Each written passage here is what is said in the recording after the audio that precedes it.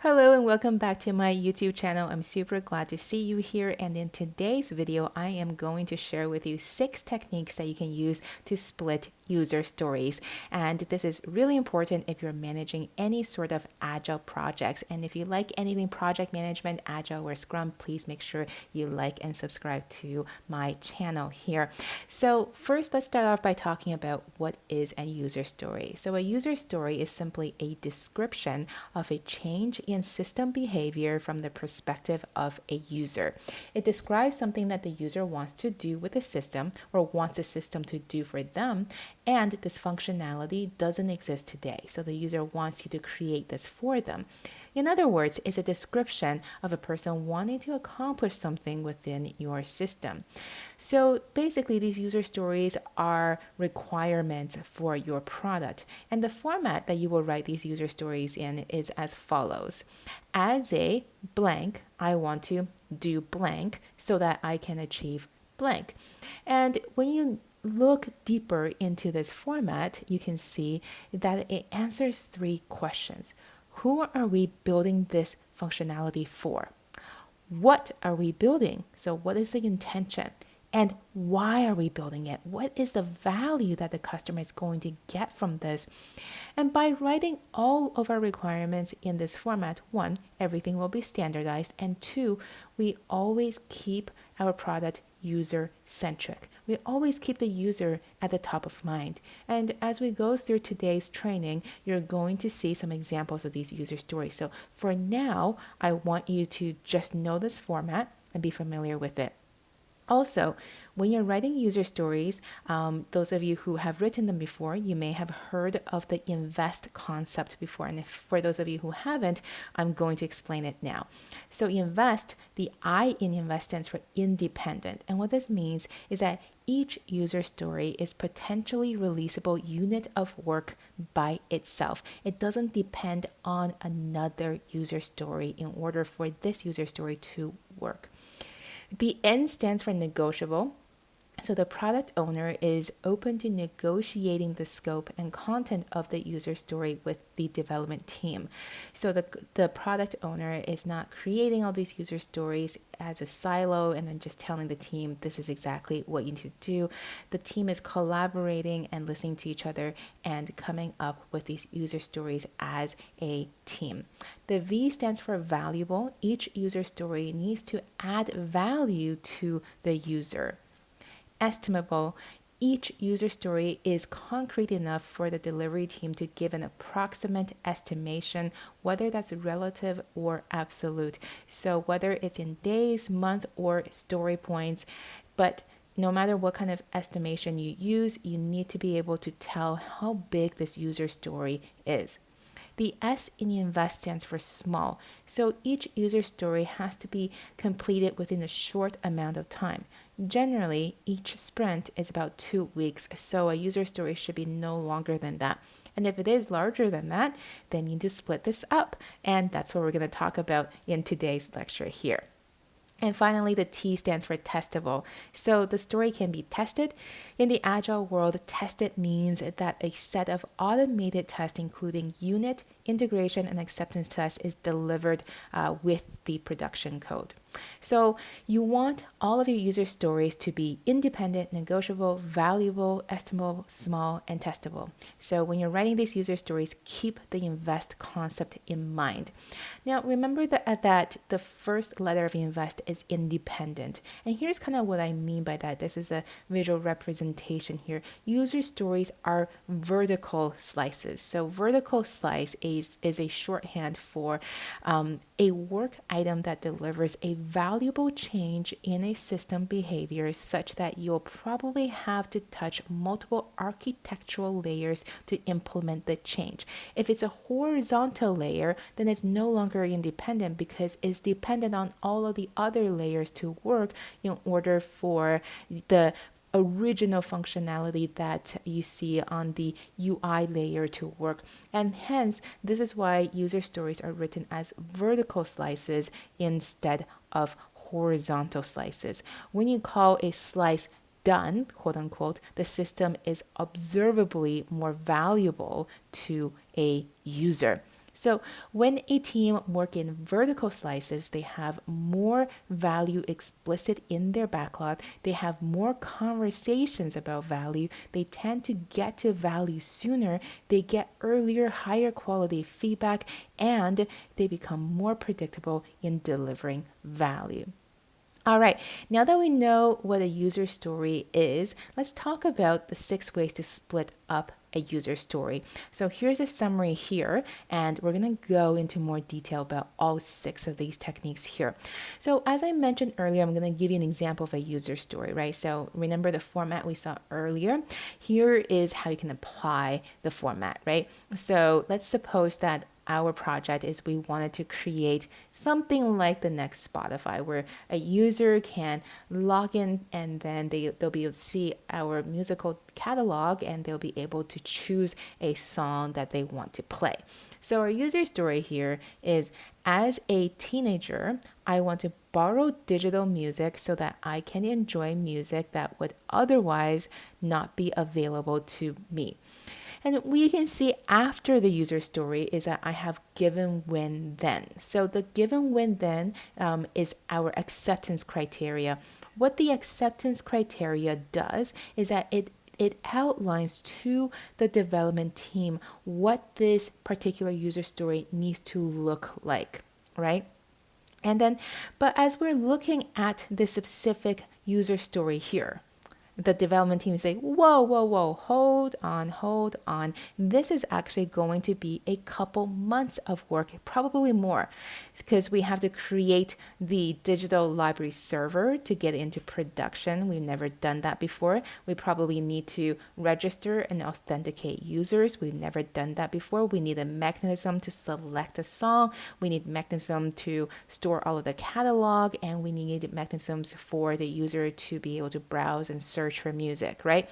So essentially, this user story is our whole project. It's not really a user story anymore. So that's why we need to split this up. And then before we move on here, I just want to read you the acceptance criteria here, right? So given the digital library is online, when I browse for a song and I choose a song, and I choose to play that song, then the song plays. So basically, what you see not in bold below the user story is the acceptance criteria, and it explains how that user story is supposed to work.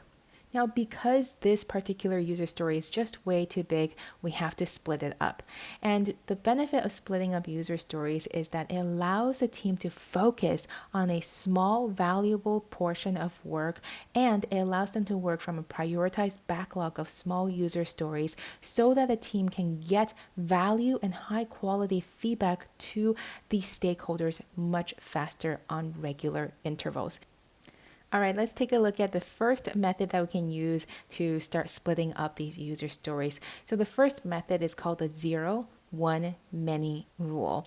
Basically, you isolate one component of your system and ask yourself what would happen if there's 0 of these component, 1 of these component, or many of these component. So for example, assuming that we are trying to build this online digital library of songs, we would ask ourselves, how should the system behave if there are no songs in our catalog, if there are just one song, and if there are many songs? And then once you isolate this one variable, then first you want to get it working with no songs, then you want to get it working with one song, and then you want to get it working with many songs. And then you will repeat this process for another variable. So you could do what would happen if there are no borrowers from the system, one borrower, or many borrowers. Let's take a look at how to apply the 0, 1, many rule in practice. So let's suppose that our user story is that we have one single user and they view an empty library and they want to see a meaningful message. So our user story could go something like this. As a teenager, I want to know that the library is empty so that I don't waste my time trying to browse songs that are not available, right? So we're breaking down the components of that big user story that we just saw to what will happen if there are no songs in the catalog. And the next user story, we'll see what will happen if there are one song in the catalog and then there are many songs in the catalog, right? And then the acceptance criteria here could be given the digital library is online and it has no content, and I am the only registered borrower when I view the library offerings, then a message is displayed informing me that there are no offerings. Great. So because this user story is like much smaller, the development team can first focus on, okay, great. What will happen? There are no songs in the catalog. Okay, let's get that working. Let's get that error message up when there are no songs. This is manageable for them. Once they get that done, it's like, how should the system behave if there are just one song in the system? So the user story here is that you have a single user. When they view the library, there's only one song that they can stream. So the user story can go something like this. As a teenager, I want to be able to play the song in the digital library so that I can enjoy it. So having covered the case with no songs, now we have the case when there's just one song. And then in the next case, we can see with multiple songs. So by breaking it up into 0, 1, many, I hope you can see that it helps the development team to focus on different portions of the user story, and it breaks it up, it splits it up, right? And just to continue here before we move on, the acceptance criteria for this user story is given the digital library is online and it has one song to offer, and I am the only registered borrower when I view the single song that the library offers and I choose to play that song, then the song plays. Great. So again, you can see the acceptance criteria just adds more depth and it explains how that user story is supposed to work. Now that we have the catalog working for just one song, our next user story is how do we get the library working with many songs? So the user story here could be, as a teenager, I want to borrow from the bounty of digital music so that I can enjoy music that would otherwise not be available to me.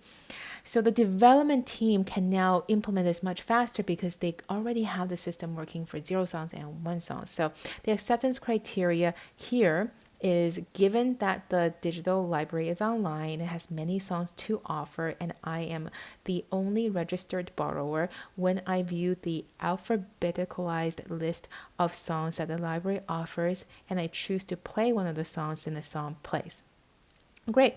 So then the development team would get it, the system working with multiple songs. And then after they do this, it's like, okay, how should the system behave with 0 borrowers, 1 borrower, or multiple borrowers? So then they add another user story on top of these for having multiple users. So as you can see, it's basically breaking it down so that they can add more and more to the system so that the development team isn't overwhelmed to begin with. So you isolate the most important variable, and then ask yourself what will happen if there's 0 of these variable, 1, and then many of these variable. And then once you got it working for the first set of variable, then you go into the second set of variable. In this case, it's 0 songs, 1 song, and then many song. And then once you get that working, then you say, okay, great, we have the songs working. What will happen if there's 0 borrowers, 1 borrower, or multiple borrowers? And then you repeat again for another variable. It could be like, what if there's 0 librarians, 1 librarian, multiple librarians? And then, you just find the next most important variable to implement the 0, 1, many rule. The second method that you can use to split up user stories is by the workflow steps. In other words, you look at how do you accomplish the goal? What's step 1, 2, 3, 4, and perhaps you can break down your user story based on the workflow. So let me give you an example here. As a content manager, I want to publish a news story to the corporate website. So at first, this may not sound like a really big user story, but as we dug deeper into the workflow, it turned out that it was quite a lengthy process because before a news story can hit the corporate website, it needs to go through extensive editorial and legal approval before it can get into the final stages. And because of this, we can break down this user story by its workflow. So first, it's as a content manager, I want to publish the news story with editor review. Then I want to publish the news story with legal review. And finally, as a content manager, I can publish a news story directly to the corporate website. So this is an example of how we have broken down the bigger user story by its workflow. The third method that we can use to split up our user stories is operations.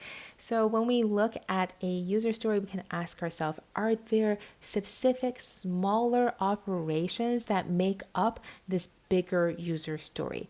Let me give you an example here. Let's suppose our user story is, as a user, I can manage my account. So managing your account can mean many different things, and we can break down what managing your account means into its specific operations, right? So for example, here we can say, as a user, I can sign up for an account.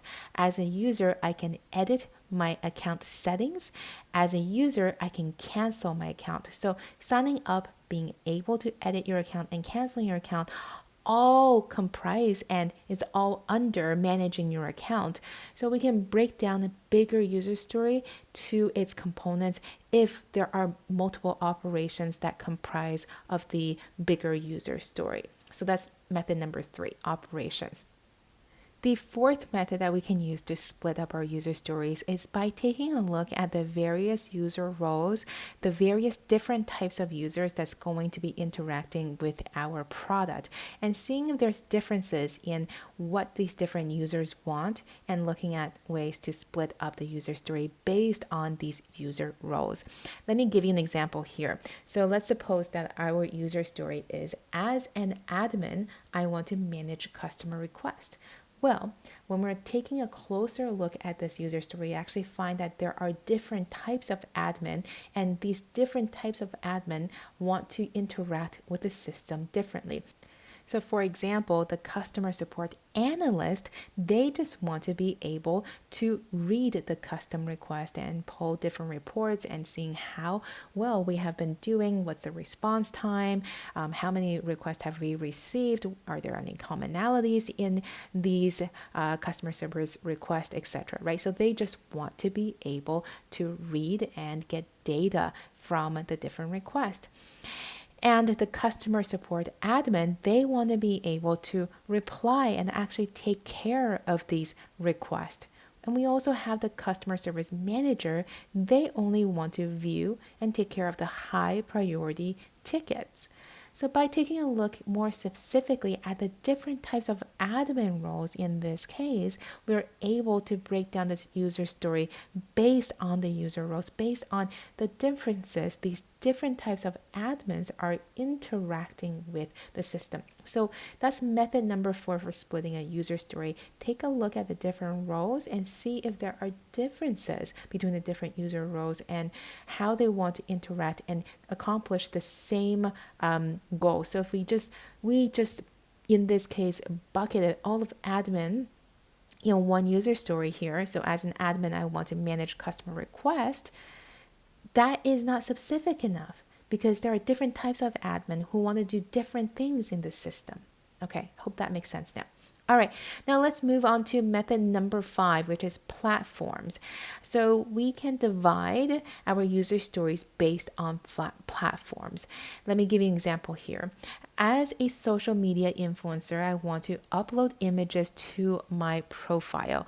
Now, this could be pretty daunting because we have different devices, different platforms these days. And so we can break down this user story based on platforms here. So we can say that as a social media influencer, I want to upload photos from my phone. As a social media influencer, I want to upload photos from my desktop. And as a social media influencer, I want to upload photos from my tablet. So here we see an example of how we're breaking down this bigger user story based on platform. So it's just getting it smaller and getting the user story into manageable chunks for the development team to then work on. Finally, we have method number 6, which is CRUD. And CRUD stands, the C stands for create, the R stands for read, the U stands for update, and the D stands for delete. They represent the standard operations the user can do. And then so when you're looking at a bigger user story, you can apply CRUD to break down that user story. Let me give you an example now. So let's suppose our user story is, as a cook, I want to upload my recipes to my blog. So using CRUD, the first, applying the C, which is create. So as a cook, I want to be able to create this recipe on my blog, right? And then we move on to R. So as a cook, I want to be able to read the recipe that I just created. So R stands for read, right? And then we move on to the U. As a cook, I want to be able to update my recipes whenever I want. And then lastly, we move on to D, which is delete, right? So as a cook, I want to be able to delete my recipes if I want to. Okay, so that is method number 6, CRUD. So create, read, update, and delete. And there you have it. These are the 6 methods that you can use to break down or split the bigger user story that you may have on your Agile projects. Thank you so much for joining me for today's video. Make sure you like and subscribe for more.